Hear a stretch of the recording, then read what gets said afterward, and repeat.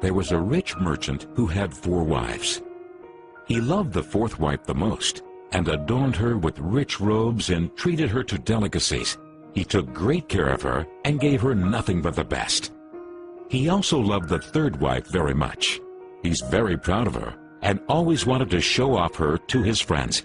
However, the merchant is always in great fear that she might run away with some other men. He too loved his 2nd wife. She is a very considerate person, always patient, and in fact is the merchant's confidant. Whenever the merchant faced some problems, he always turned to his 2nd wife, and she would always help him out and tide him through difficult times. Now the merchant's 1st wife is a very loyal partner and has made great contributions in maintaining his wealth and business, as well as taking care of the household. However, the merchant did not love the 1st wife, and although she loved him deeply, he hardly took notice of her.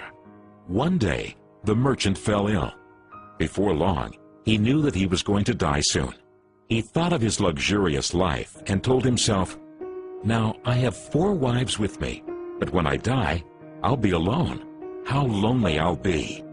Thus, he asked the 4th wife, "I love you most, endowed you with the finest clothing and showered great care over you. Now that I'm dying, will you follow me and keep me company?"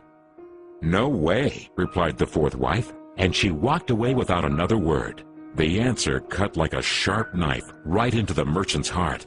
The sad merchant then asked the 3rd wife, "I have loved you so much for all of my life.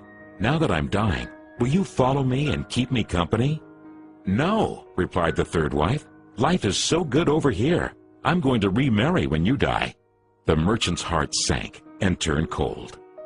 He then asked the 2nd wife, "I always turn to you for help, and you've always helped me out. Now I need your help again.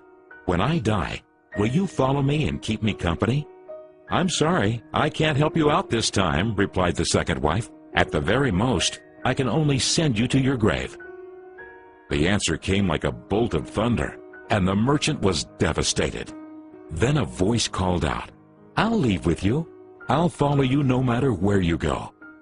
The merchant looked up, and there was his 1st wife.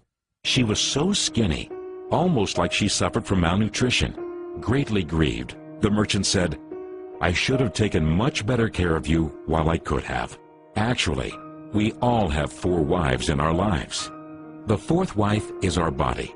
No matter how much time and effort we lavish in making it look good, it'll leave us when we die.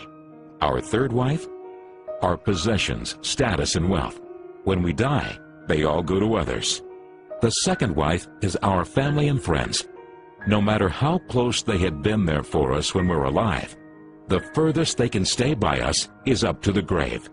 The 1st wife is in fact our soul, often neglected in our pursuit of material, wealth, and sensual pleasure.